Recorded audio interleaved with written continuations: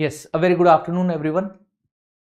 Today this session has been organized for specifically for those aspirants who are appearing for the upcoming UPSC interviews. And this is as it is going to be beneficial for those candidates who have public administration as their optionals, because we are going to try and decipher what are the likely questions that are going to be asked in your interviews from from public admin. So if you have public administration as your optionals, what are the questions that you can expect there? Clear? Now, the first thing that you need to know is that optionals are an important part of your interviews. Even if you are not asked a lot of questions on optionals, because see, optionals, your knowledge of optionals has been tested in your mains examination as well. So you may not expect a lot of questions that your interview would be completely revolving around your options. That may not necessarily be the case. However, if your questions are asked from your optionals and you are unable to answer them correctly, this may have no this may leave a bad impression on the on the board, because you are supposed to optionals are where you are supposed to have, comparatively speaking, a more in-depth knowledge, more elaborate knowledge on. Okay, so that makes your optional, and as a part of your interview it becomes important. Okay, now when we are talking about optionals, what you have to understand is that when it comes to your optionals, primarily there is paper 1 and there is paper 2. Okay, and in paper 1, specifically when we are talking about public administration, in paper 1 there are a few topics that you have to be very no you have to be aware of.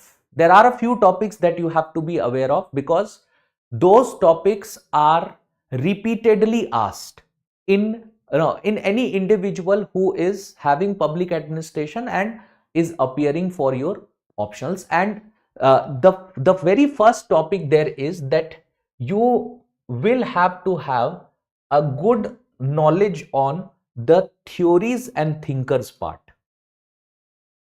The theories and thinker part. Because if suppose it so happens that the board that you are primarily dealing with, if the board has certain members who are either from management background, if they are from management background, or they are from political science background, or they are from public administration, they have specific specific knowledge of public administration. In all these three cases, you can expect some questions that that is asked by them on some specific theories of public administration. So in this case, you have to be you have to be very aware of what is primarily Taylor's view, what is Weber's view. Now Weber's view is also very important. Okay, so certain thinkers like Max Weber,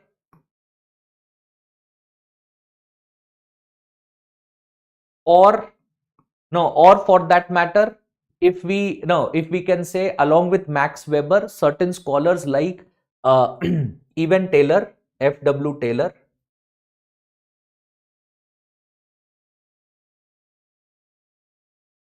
or Riggs,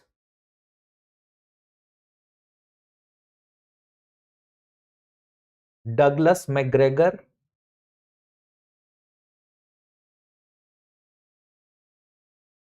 Mashlow,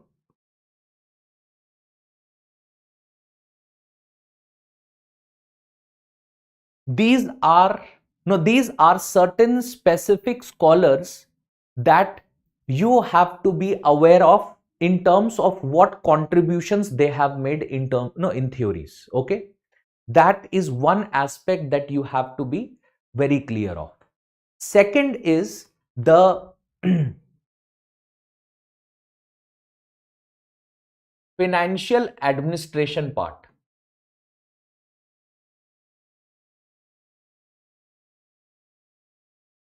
In, if we are talking about, public administration paper 1, financial administration is also a very important topic because it overlaps with economics. Because it overlaps with economics, you can always expect some questions that you get on it, primarily on monetary policy and fiscal policy. Monetary policy and fiscal policy. Obviously, this is also a part of our syllabus. Monetary and fiscal policy. Both monetary and fiscal policy is a part of our syllabus.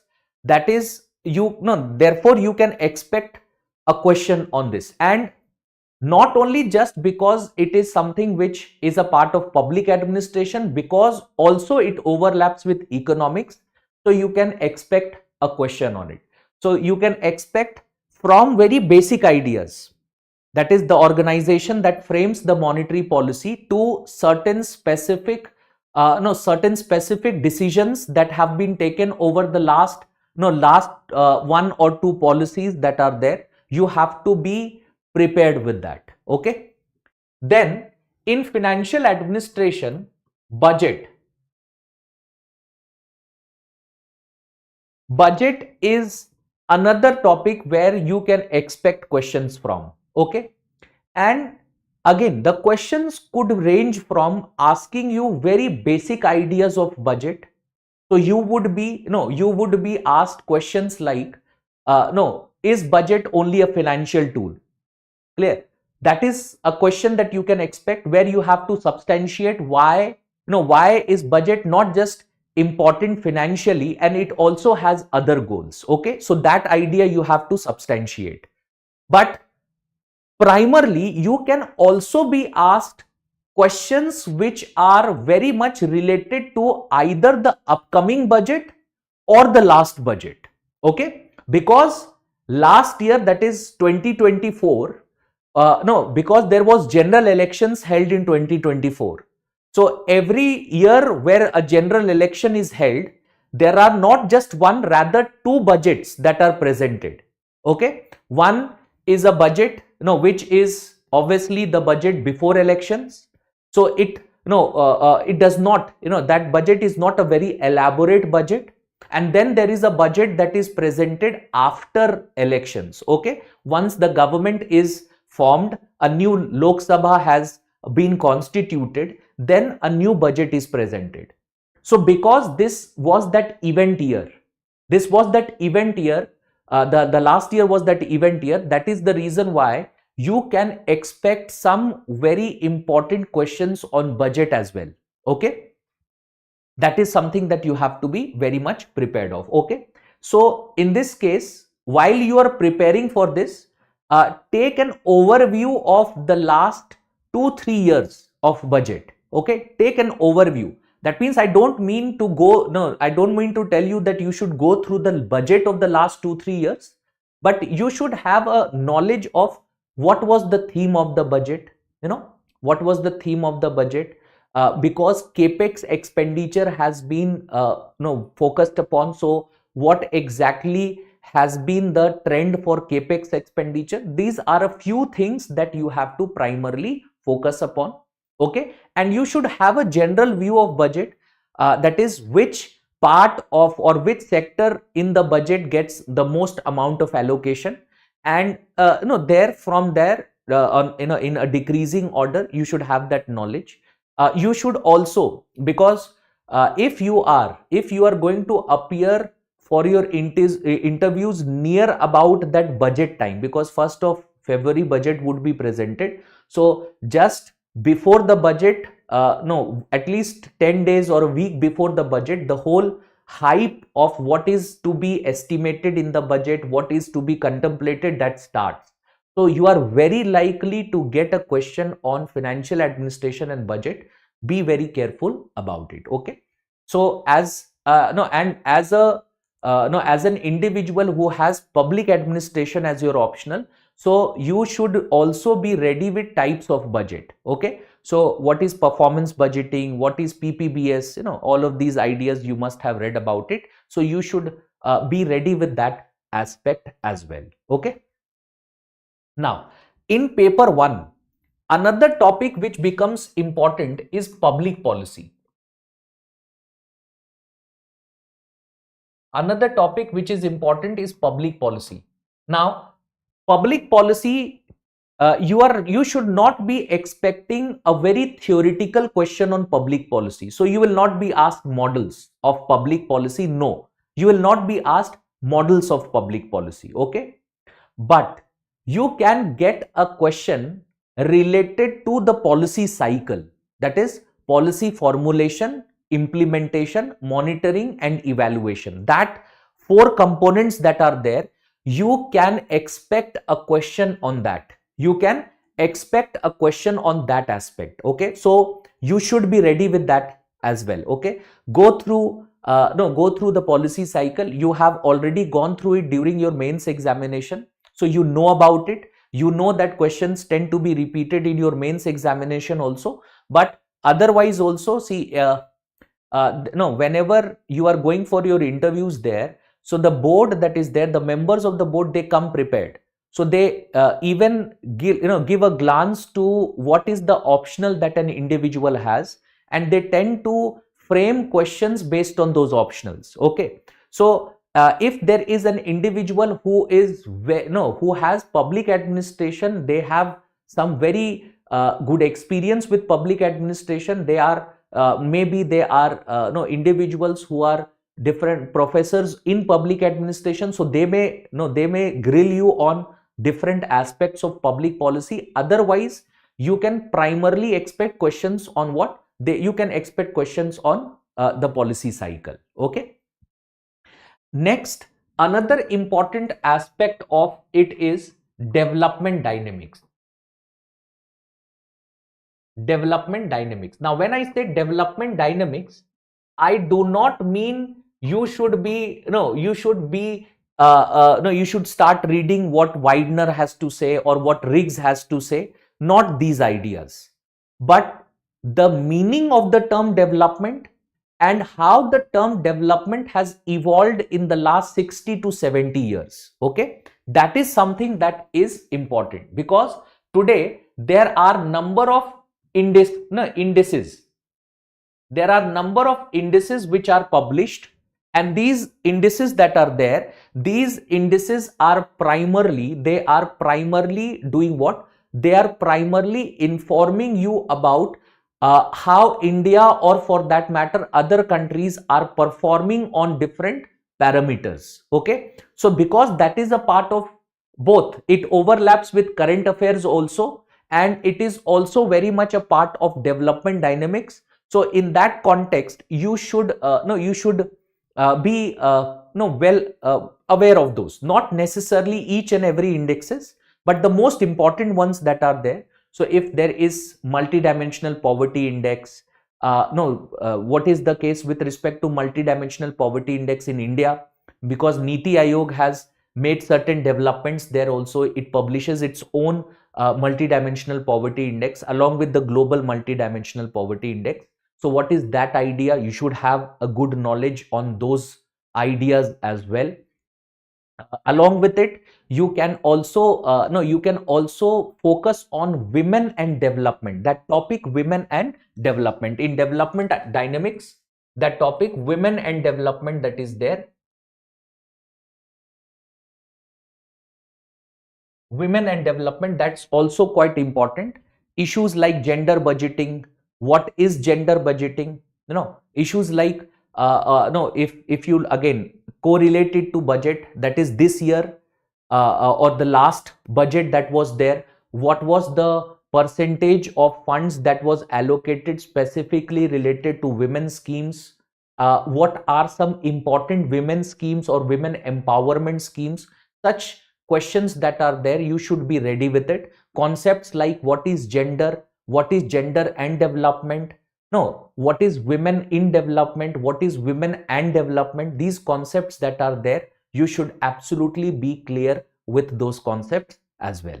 Okay, so these are some specific, these are some specific issues. Yes, one more topic which we should not forget is personnel. That is the concept of training, the concept of recruitment. These ideas you should be, you should to a certain extent have no a knowledge about that as well. Okay, so these are the topics according to me in paper 1 of public administration that you should be absolutely, you should be absolutely ready with before you face the board there. Okay, before you face the board there. Secondly, now paper 2 is the more important aspect. Paper 2 is the more important aspect, specifically when it comes to certain topics like law and order. If you have, if you are an individual who has no who has any form of background in law and order, so if you are already serving, serving as a part of any service in police, if you are already an IPS and you are no trying to get into IAS and you are giving examinations there for that purpose, so you are very likely to get questions on law and order. As it is also, if suppose there if your parents are related to that, or you are a part of you are living in a city where there are some law and order issues that have happened over the last year or so, so in these cases you can expect question on police, community policing. You can expect questions specifically with respect to initiatives, no, that idea, public and police relationship, these things you have to be very well prepared of. Okay. In law and order, we cannot forget the recent reforms that we have taken up. That is, there have been new procedure codes, the Nyaya Sanhita, etc., that has been adopted. The old procedure codes are now, no, they have been reformed. So that aspect of it also we cannot forget. You have to add that no as a part of that discussion as well. Okay, that is the first idea. Then comes certain issues, the last topic in your public administration paper 2, which is issues relating to administration. What you can do is you can go through that topic as well, specifically the coalition government, because see, if you look at, I have prepared some topics here also, and you will find that there is one topic that I have focused upon is coalition government.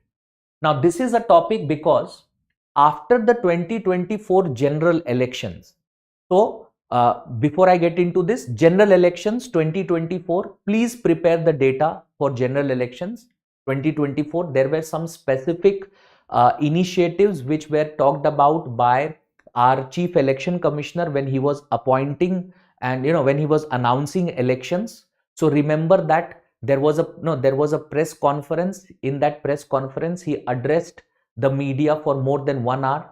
It would be very good if you go back to that very press conference, just take the notes of it, because he had specifically mentioned what are the new initiatives that were being taken by the election commission to enhance the coverage of voters. Okay, so that is one thing that you have to focus upon. Then after the elections were conducted, the results were announced, and this year, unlike the last two elections, we have a coalition government in place. That means the ruling party was not able to secure absolute majority. So in that case, you can get a question on coalition government and the challenges of coalition. Okay, so I have in this PPT, which you would be able to download, I have added some specific topics where what are the challenges of coalition government, etc. I have added that. Okay, I will not be discussing what are the challenges obviously in this class, because all of you are appearing for your interview, so you you already know about it. The focus should be on what Suppose you are asked this question. So your focus should be on how well you can articulate your answer. That should be your focus. That is when, no, you should try these questions out. That is when you are, no, when you are in, no, when you are in the, no, when you are in the, no, when you are practicing as to how you can, no, how you can answer these questions, try and articulate it as well as possible.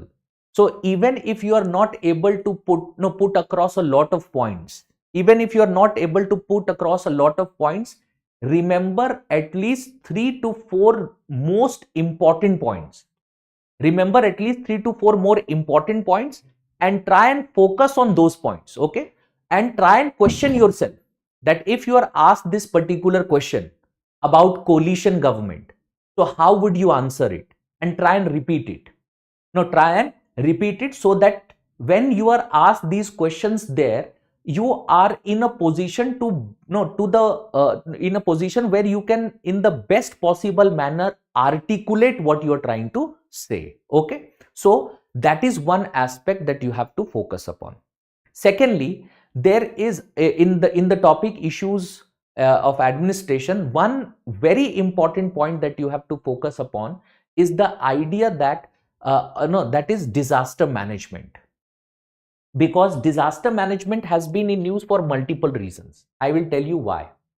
See, let's come to the very first idea, which is, see, I have introduced certain topics also so that you can, no, you can just see what I am looking for when I am sorting out topics. The 16th Finance Commission, and obviously the 16th Finance Commission, which is a which has been recently appointed by the the president has constituted the 16th Finance Commission.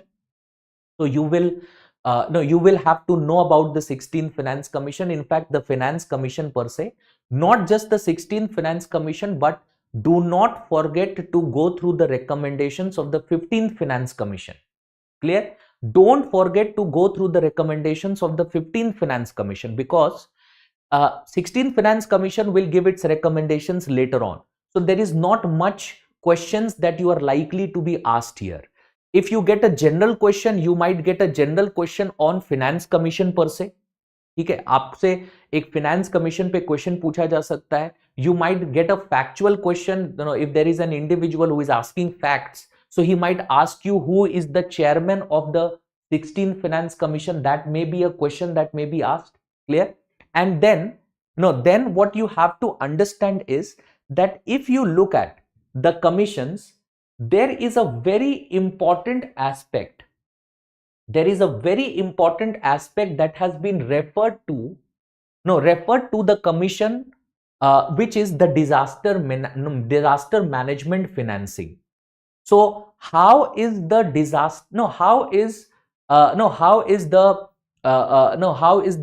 disaster management financed, and what are the specific issues related to disaster management finance? That is something which you have to also focus upon, because since the last Finance Commission itself, if you remember 15th Finance Commission, the recommendations of 15th Finance Commission was during the COVID crisis. Okay, so because COVID was, it was looked at as a disaster, etc. So the states were struggling to fund their COVID operations and their operations during that very period. So there was a very important question that came into being, which was what about disaster financing, and is the current mechanism that is there, is it appropriate? Do we need to make certain changes there? Okay, so and that has also been referred to the 16th Finance Commission.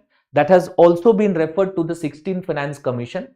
So that is one reason where you should be very clear with respect to what is disaster management and how financing of it works. That is one thing. Secondly, recently the government of India has also proposed a new, or you can say some amendments to the 2005 law of disaster management, because there have been certain amendments that have been proposed That is the reason. That is the reason why you are very likely to be asked a question on disaster management. Clear? And disaster management is also a very important issue, because what you will see is that center and state, their coordination, if there are different political parties which are in power in center and those who are in states, so this becomes an issue for conflict between center and state. So there has been cases with respect to the state of Kerala, the state of West Bengal, and they have not, they have not appreciated the funds that have been given to them by the center for disaster management. So that is the reason why you can expect a question relating to disaster management, and you should accordingly cover these dimensions when you are preparing for disaster management. Okay, so that is also one aspect which you have to focus upon. Then when we are talking about paper 2, don't forget the topics constitutionalism and political culture. Okay, again very important topics, because again political culture, because there has been there has been some new emerging trends of India's politics, like the freebie culture that is there, है ना, रेवड़ी culture जो हमारे prime minister ने भी कहा है. So these are certain issues which are emerging trends, and that is the reason why you can all, and Delhi elections is also due, which means that by the time you would be appearing for your interviews, so it would be around that time. No, it would be around that time. So in that case, you are very likely to get a question on this aspect as well. Okay, so prepare that also. So, and that is how that has become a very important part of India's political culture. So an understanding of what India's political culture is and all of this, you may be asked a question there. Even if you are not asked a direct question on it, remember, if you are asked a question on election, coalition government, and etc., then when you use terminologies like political culture, that gives a good impression on the interviewer. Okay, so the board will be highly impressed if you would be able to use such terminologies, and if you are properly if you are able to answer what exactly it means, and you are able to defend your views there, you will be rewarded for that. Okay, so you have to be very careful of those issues as well. Constitutionalism, very important, it is always in news, prepare that as well. Okay, now if you look at this PPTs that I have prepared certain topics, though I have included the details of it. I'm not going to discuss these topics in details. I'm just going to give you an overview of the issues that are there and what are the specific issues which become important for you. Like, after the 16th Finance Commission, etc., there has been some specific issues, because we were talking about law and order. There is one specific issue which has come up specifically relating to the state of Punjab, because the state of Punjab has they have challenged the recent expansion of jurisdiction of BSF. So what exactly is that idea? What is Article 131, which is primarily used during the state and center disputes? What is that? What are the recent trends with respect to it? Because there have been some recent trends related to the expansion of jurisdiction of the border security force. Similarly, which is the section that is used by the Ministry of Home Affairs to expand the jurisdiction of the paramilitary forces? A good analysis of it. What are the specific problems? How it is something which encroaches upon federalism? That is how the states view it. ठीक है, तो वो भी जरूरी है, because law and order is a state subject, and whenever any such step is taken up, states consider them to be an encroachment. So that is also something that you have to be prepared of. Okay. Similarly, electoral bonds, obviously we know, very important decision which has been taken by the Supreme Court. The Supreme Court has declared and therefore scrapped the electoral bond scheme. Okay, so the Supreme Court no, the Supreme Court in a very detailed, no, very detailed case specifically highlighted the problems with electoral bonds before declaring it to be unconstitutional. So you should know about how the electoral bond scheme works. Most of you already know about it. What is it? No, which bank primarily takes up all of this basic idea you know of. But remember, interviews are not just no question. They will not revolve around questions which are factual by nature. So you may be asked your opinion about it.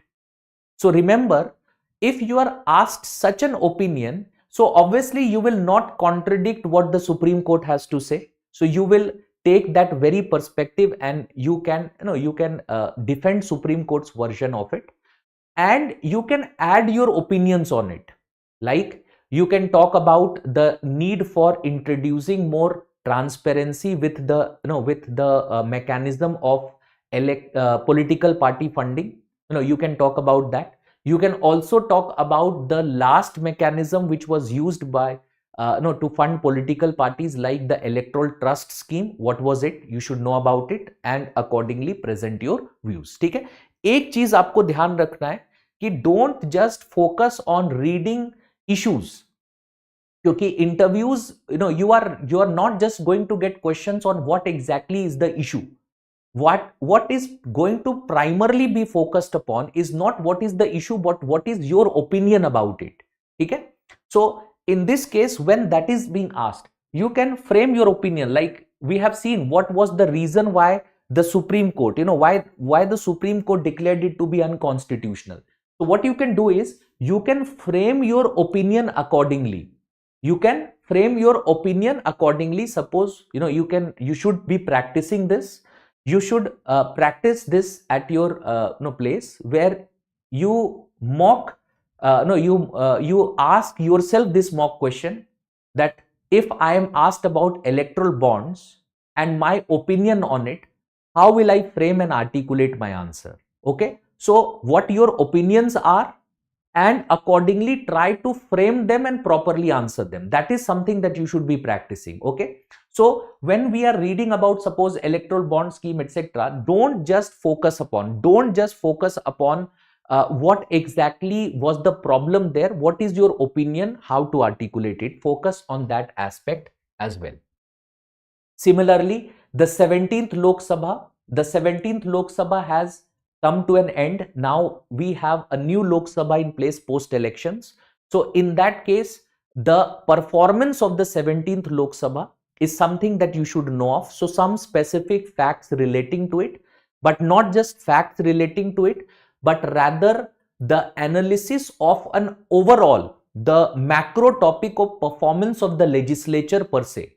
That is, if you look at the legislature, the parliament that is there, the Parliament of India is undergoing a crisis because of multiple reasons. Because primarily there are a lot of adjournments that is going on. Proper debates and discussions are not happening. So what you need to do is you need to look into certain specific facts.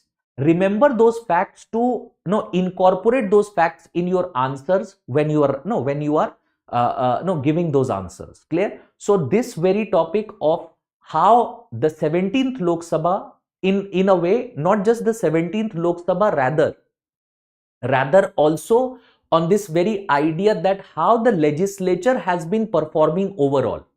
That is something that you have to primarily focus upon.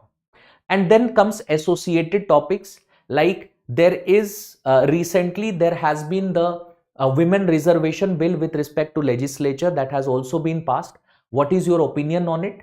And prepare a contradictory opinion, because in India we have tested this reservation in panchayats, and we have looked at it from local body point of view.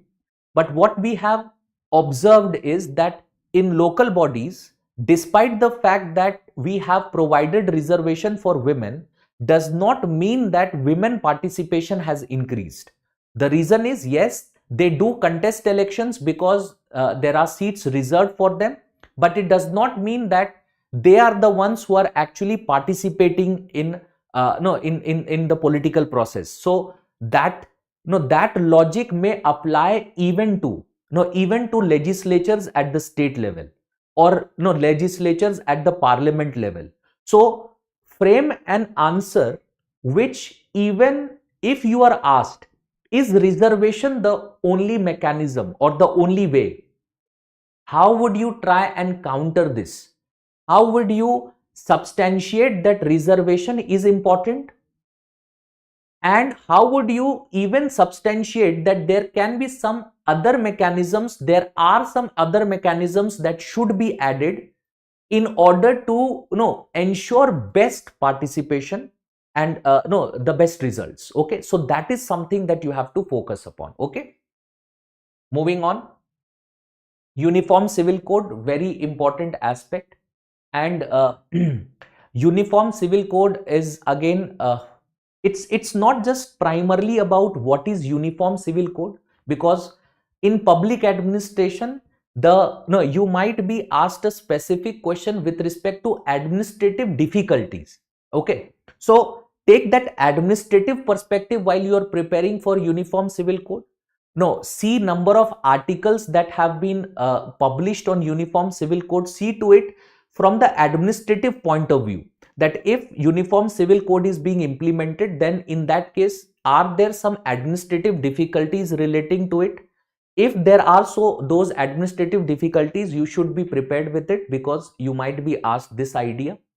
And also the fact that because this has become a very sensitive topic, it's almost the fact that the government which is trying to bring about a uniform civil code, the opposition has claimed and labeled the government to be communal just because they are trying to bring about a uniform civil code. Okay, so in that case what you have to understand is that how you could defend the government's claim, how you can defend government, because that is the official stand, that's what the constitution also says, so that you have to defend implementation of uniform civil code.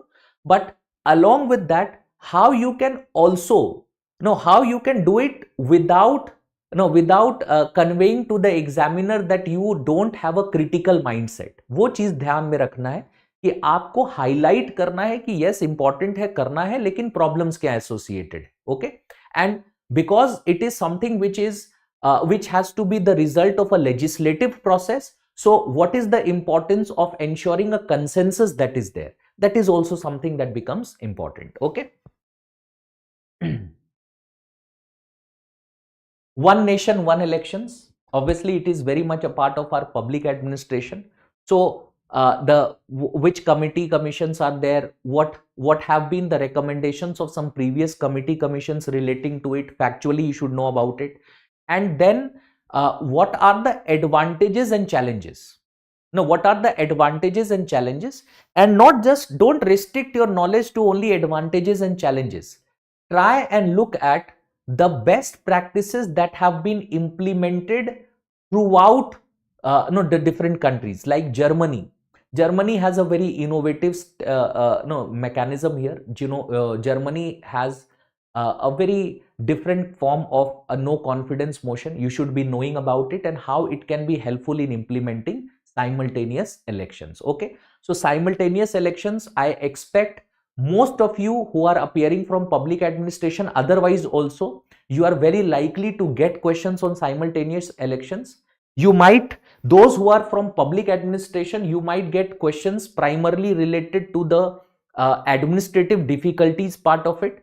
You might you might be asked about the administrative machinery that is involved in elections, and how that if simultaneous elections are implemented, how that is either a positive or a negative. You can be asked from that perspective as well. Okay, so prepare this well. There are different benefits. You can download it and accordingly see to it. Okay, coalition government, I have already talked about it. Article 341. Now see, this is something that is related to the scheduled castes, and the Supreme Court has come up with multiple decisions primarily relating to the list of scheduled caste, etc. Like the Supreme Court has recently said that state cannot alter the scheduled caste list published under Article 341, and accordingly they have struck down Bihar government's resolution. You can read about it. What is Article 341? You can read about that as well.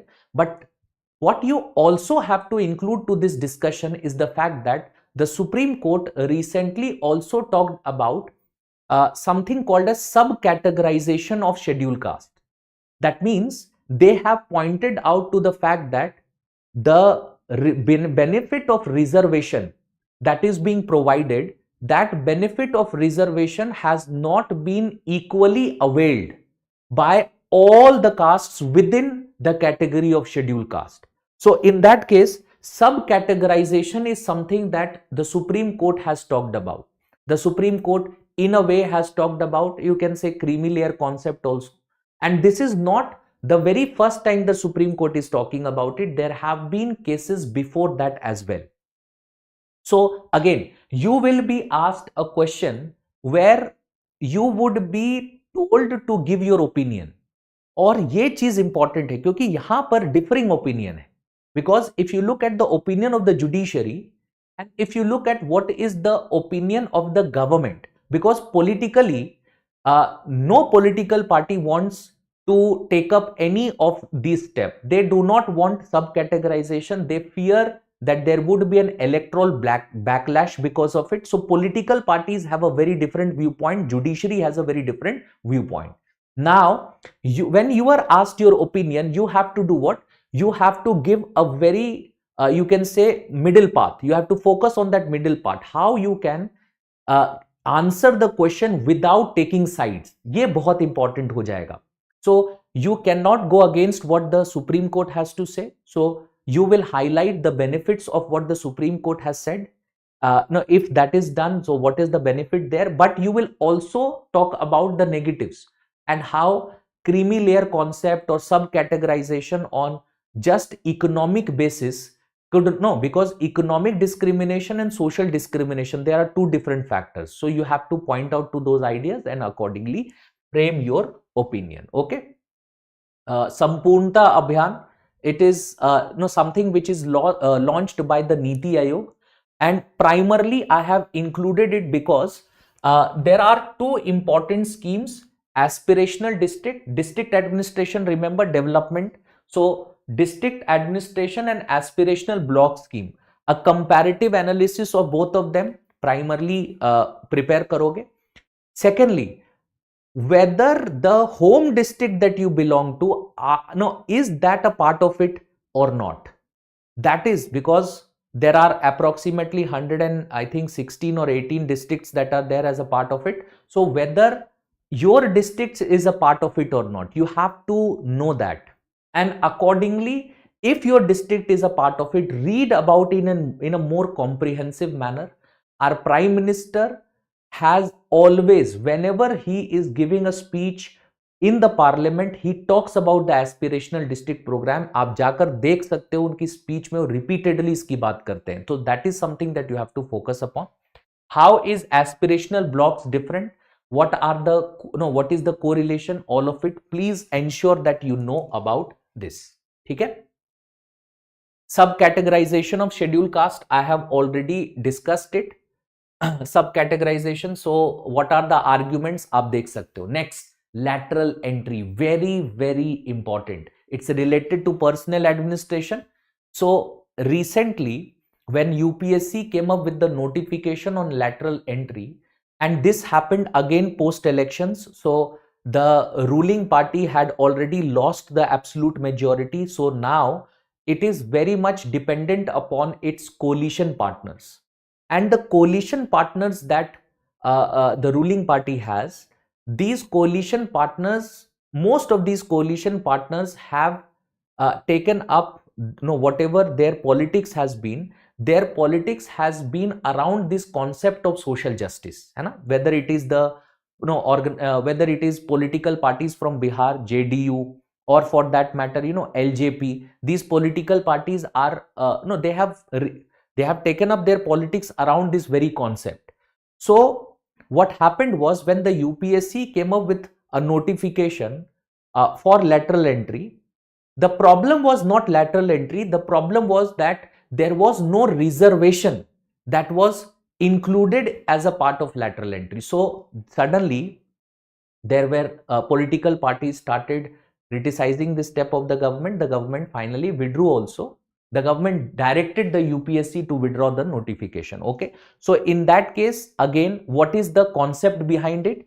Because there is an idea called as the 13-point roster, and there is a formula that till the time you are coming up with only 3 vacancies, till that very time it is even if your reservation is not provided, that is constitutional. But if more than 3 vacancies are being notified, in that case reservation has to be taken up. How? Because there was separate notification from every department. That is the reason why there were 45 vacancies, but still reservation was not taken up. All of these ideas, the intricacies of it, you should know about it, and you should be in a position to give your opinion.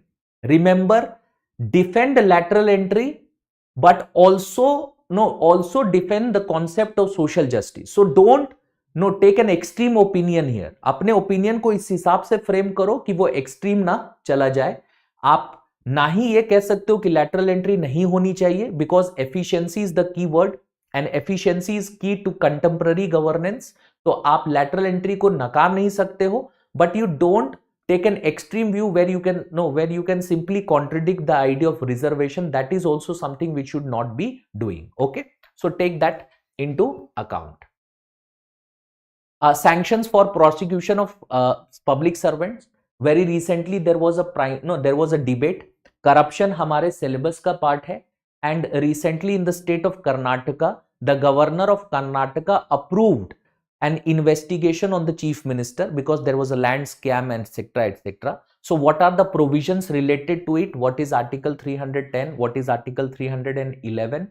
What is the second administrative reforms commission's view on it? ये सारी चीजें पढ़ोगे और इसके बाद अपना एक opinion frame करोगे what should be the case. Okay. Similarly, Jan Yojana Abhiyan, this is a very important recent step which has been taken. Primarily, it is a step for democratic decentralization.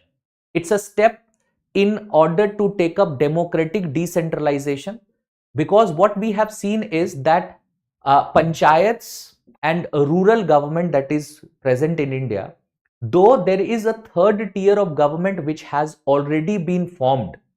The third tier has been formed, it has been established, it has been given constitutional status, but all of that does not mean we have been able to achieve self-government, because Panchayati Raj institutions primarily are dependent upon the states, and for the functions that they perform, they are primarily dependent upon the states.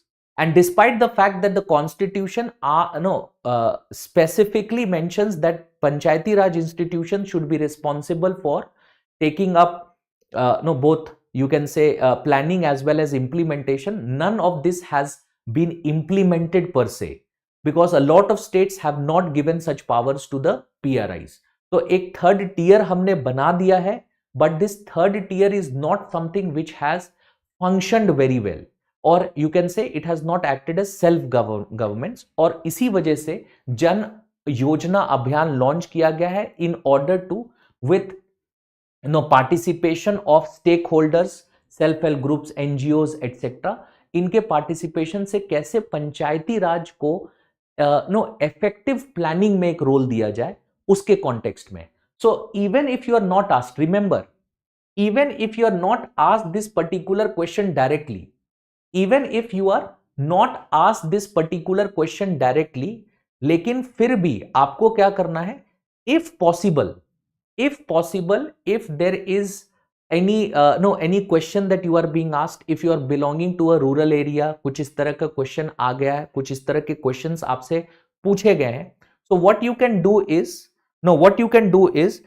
you can focus on this idea where you can talk about, even if you're not directly asked, you can talk about the recent initiatives that have been taken, recent initiatives जो government ने take up किया है with respect to panchayats etc. You can do what? You can talk about them. ठीक है? These are some topics that I have highlighted. जो हमारे see, this is not all of your interview. This is primarily some specific current related topics along with our discussion of the paper. जो अगर आप public administration optional के हो, then you can be asked there in your interviews. ठीक है?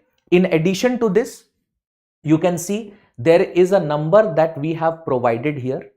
What you can do is, if you have some additional queries and you want interview based guidance from a group of experts that we have, we have come up with a very good panel which contains former bureaucrats, those individuals who have served in the highest bureaucratic positions. There are individuals who are subject matter experts. They are also present in that panel. So if you want, you can call on this number, or you can scan the QR code here, and that will directly take you to the page.